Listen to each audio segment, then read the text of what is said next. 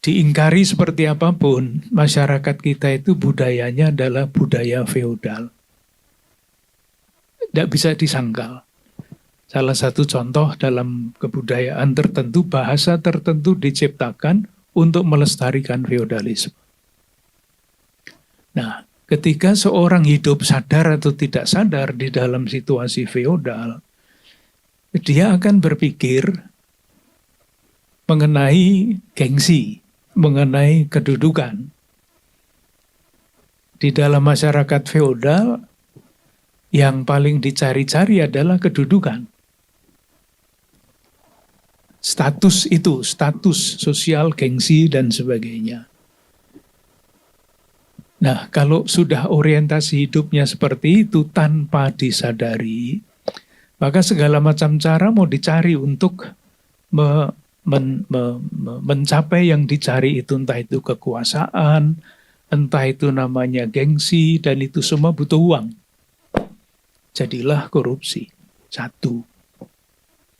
Yang kedua tentu saja adalah sistem tata kelola negara ini. Kita semua mendengar akhir-akhir ini kok korupsi itu malah dijadikan alat ya.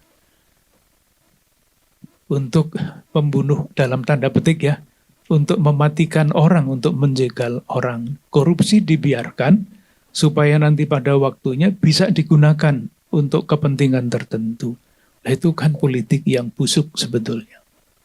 Dan segala macam cara.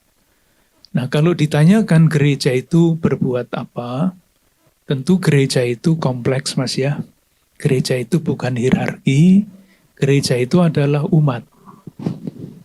Maka harapannya tentu saja adalah kalau ditanyakan tentang gereja, salah satu selain suara moral yang ditulis oleh para penulis di koran, disampaikan di dalam wawancara di televisi, gereja sendiri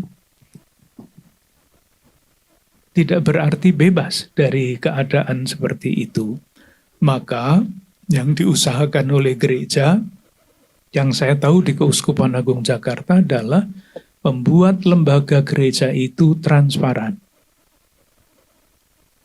Sehingga dapat dipercaya. Tidak mudah.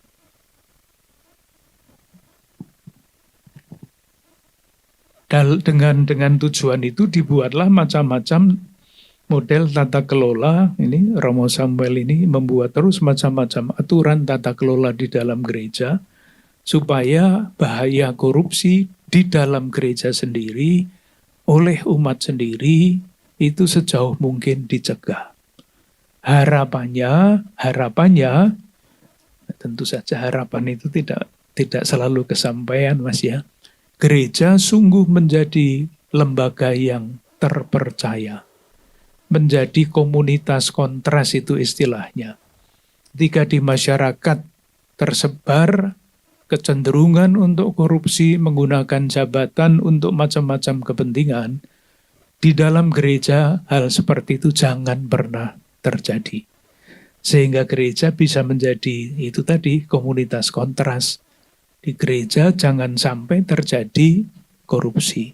Tetapi sekali lagi Mas, segala macam hal ada di balik korupsi itu. Korupsi adalah suatu realitas yang amat sangat kompleks.